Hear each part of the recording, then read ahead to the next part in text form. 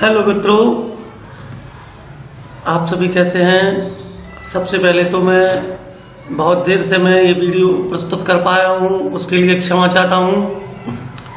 मित्रों, मैं ये नहीं समझ पा रहा था कि आपको किस तरह की प्रेजेंटेशन दूँ, क्योंकि मैं थोड़ा और इम्प्रूवमेंट करना चाहता था। दूसरे, मैं एक कार्य में भी व्यस्त हो गया जिसकी वजह से समय नहीं दे पाया, लेकिन आपके समक्ष आपका ये भाई, आपका छोटा भाई और राम गोपाल पुनः हाजिर है शब्द विचार का भाग 2 लेकर। भाग 3 आने में इतना समय नहीं लगेगा और मैं ये प्रारंभ करता हूँ। मित्रों, मैंने शब्द विचार को संज्ञा, सर्वनाम, विशेषण, क्रिया विशेषण इस तरह से बांटा था। मित्रों, मैं आपको अलग अलग देना चाहता हूँ वीडियो, जिससे एक चीज थोड़ी क्लियर हो जाए और वीडियो ज्यादा बड़ी नहीं हो, इसका भी मैं प्रयास करूंगा मित्रों। और मैं अब ये वीडियो प्रारंभ करता हूँ। लाइक और सब्सक्राइब, शेयर एंड कमेंट कीजिएगा, आपके भाई को बताइएगा कि कैसा लगा कैसा नहीं लगा। और आप सभी के कमेंट प्राप्त हुए, और भी कमेंट कीजिए, बड़ा अच्छा लगता है और वही मेरी ताकत है। सर्वनाम।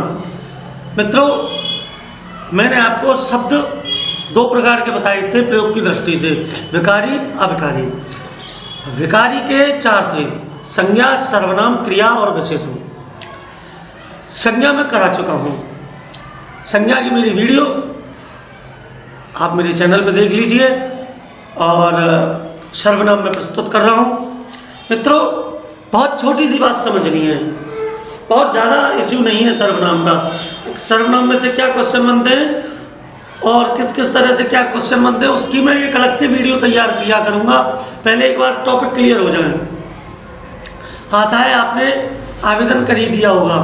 अब मैं यूपी टेट का, मैं आता हूं अपने सर्वनाम पर। मित्रों देखिए, इसमें लग रहा है कि सर्वनाम उस विकारी शब्द को कहते हैं।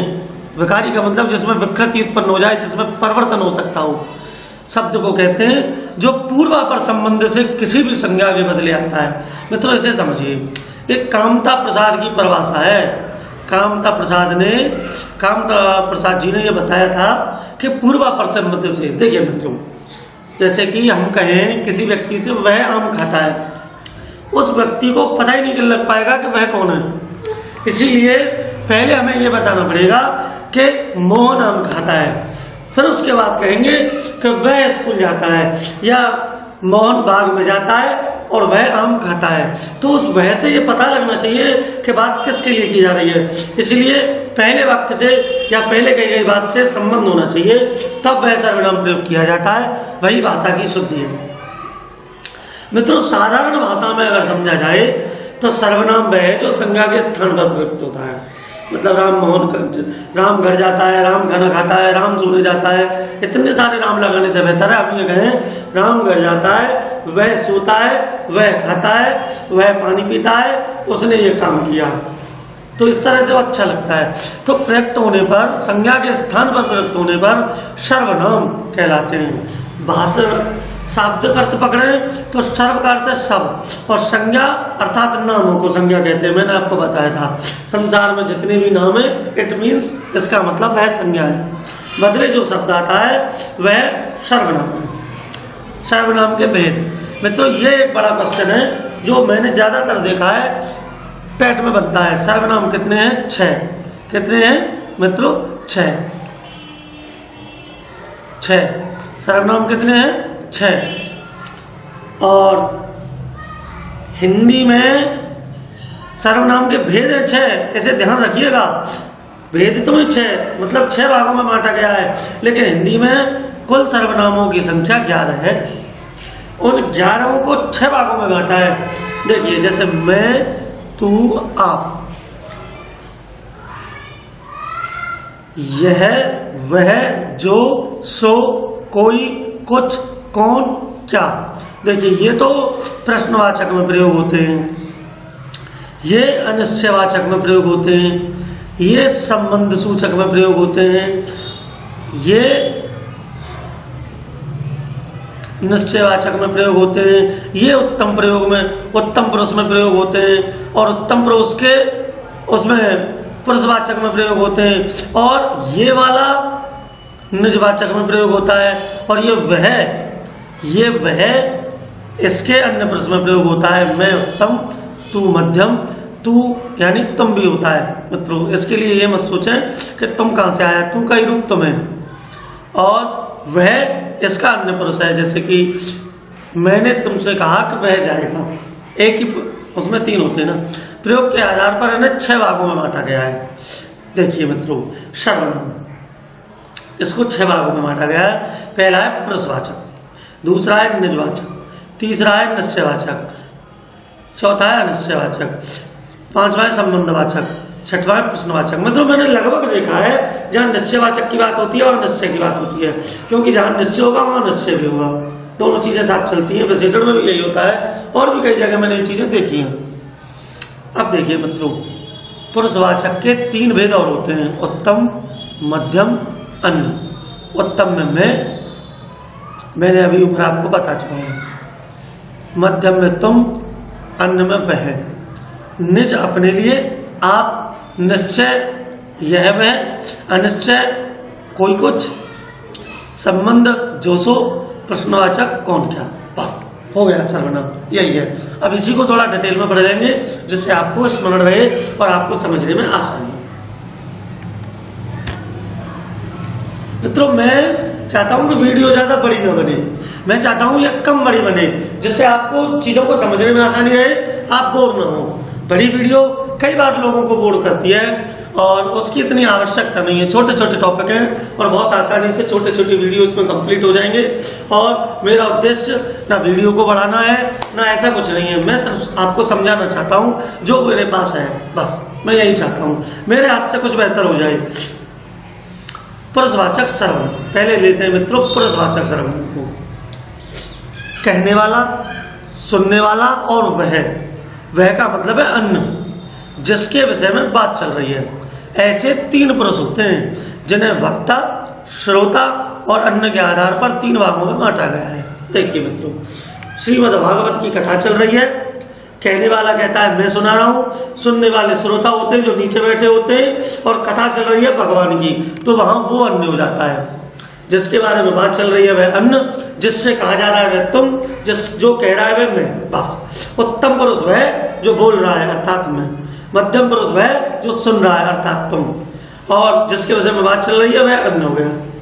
अब देखिए, आप इसे ऐसे समझ लीजिए, मैं उत्तम पुरुष, आप सुनने वाले हैं मध्यम पुरुष, और तुम व्याकरण हो गई, अन्य पुरुष हो गई व्याकरण, क्योंकि इसके विषय में हमारा बात कर रहे हैं। अब देखिए, उत्तम पुरुष में मैं और हम। मैं स्कूल जाऊंगा, हम पढ़ने जाते हैं, उत्तम। मध्यम, तू कहाँ जा रहा है, इसके और भी 2 रूप हैं। तुम प्रयोग होता है, तू का प्रयोग आजकल थोड़ा अशुद्ध माना जाता है, असभ्य माना जाता है। बाकी ये अशुद्ध नहीं है ना असभ्य है, भाषा में ही है, और ऐसा असभ्य नहीं है। अपनत्व की जो भावना होती है वह तू बड़ा अच्छा लगता है। तुम का मतलब है, आप समझते हैं, तू का वो ही बना दिया है थोड़ा, और आप इसका एक सम्मान सूचक है। आप, तुम का, ये आप निजवाचक में भी प्रयोग होता है, इसके अंतर को आगे बताऊंगा। तुम कहाँ जा रहे हो, तू कहाँ जा रहा है, आप कहाँ जाते हो। अन्य में वह, वे, यह, ये। जहां मैंने 11 सर्वनाम बताए थे वहां ये का प्रयोग नहीं था और वे का नहीं था। इसका मतलब ये ना समझे कि सर्वनामों की संख्या बढ़ा दी। इसका मतलब यह है कि वह का ही बहुवचन वे है और यह का ही बहुवचन ये है। वाक्य का प्रयोग, मैंने एक ही वाक्य में 3 का प्रयोग करने का प्रयास किया है मित्रों। मैं तुम्हारे कहने पर उसके घर गया था। मैं उत्तम, तुम्हारे मध्यम, उसके अंत। वह का ही रूपांतरण उसके होता है। निजवाचक, अब आते हैं मित्रों निजवाचक सर्वनाम पर। इसके लिए आप, ये देखिए, आप शब्द का प्रयोग होता है। हिंदी में जिस स्थान पर तुम का प्रयोग होता है उसी के आदर्श रूप आपको अन्य पुरुष, सॉरी मित्रों ये अनि लग गया मुझसे, अन्य पुरुष में प्रयोग करते हैं। बस यही अंतर हमें समझना है कि निज के आप में और अन्य के आप में भेद है। देखिए मित्रों, मैं अपना काम स्वयं कर लूंगा, मैं अपना काम आप कर लूंगा, मैं अपने आप चला जाऊंगा, ये तो हो गया निज। आप चले जाइए, ये हो गया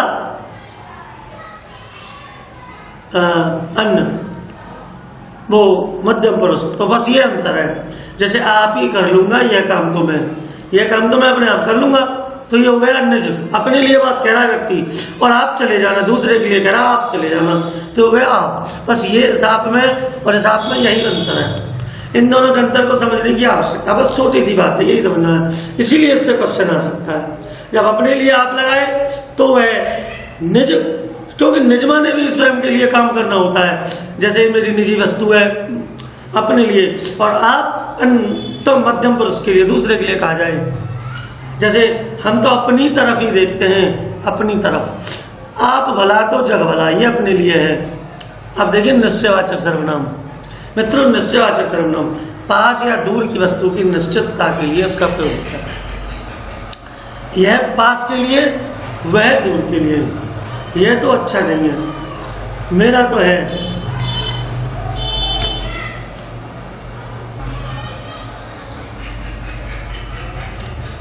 मित्रों बात को समझिए, यह पास के लिए आता है निश्चयवाचक सर्वनाम, जिस चीज का निश्चय हो जाए, ये रही ना, ये पड़ी, वह जा रहा, क्लियर हो गया। वे अभी तो गए हैं, अरे ये क्या है, तो ये निश्चित हो गया। व्यक्ति को पास या दूर की चीजें दिख रही हैं और उसे कोई संशय नहीं है, तो वहां निश्चय होता है, तो वहां निश्चयवाचक का ही प्रयोग होता है। देखिए यह पास के लिए और वह दूर के लिए। यह तो अच्छा नहीं है, वह तो मेरा है, वह तो मेरा है। देखिए इस वह को समझिए, वहां वह आया था अन्न के लिए। जब हम कहते हैं कि वह स्कूल जाता है, लेकिन वह तो मेरा है जो दिखाई दे रहा है। आमतौर पर इसका प्रयोग निर्जीव वस्तुओं के लिए किया जाता है, लेकिन यह फैक्ट नहीं है, सजीव वस्तुओं के लिए होता है। अनिश्चयवाचक सर्वनाम, निश्चय ना हो पाए तब इसका बोध होता है, वहां कुछ वस्तु दे दो। अनिश्चय में कोई और कुछ, दो चीज आती हैं। देखिए निश्चय ना हो पाए तब बोध होता है, कोई आ तो नहीं गया, देखिए कोई आ तो नहीं गया, वहां कुछ वस्तु दे दो, यहां कुछ आ गया, कोई और कुछ, कोई गया तो नहीं, कुछ वस्तु दे दो। मतलब क्लियर नहीं है कि क्या दे दो, कितना दे दो। कोई गया है, कौन गया है, किस नाम से गया है, कितना गया, कुछ नहीं पता, कोई गया है, तो वहां अनिश्चय हो गया, निश्चित नहीं है। अब आते हैं संबंधवाचक। एक वाक्य का दूसरे के से संबंध दिखाई दे तो, देखिए जो आया सो गया,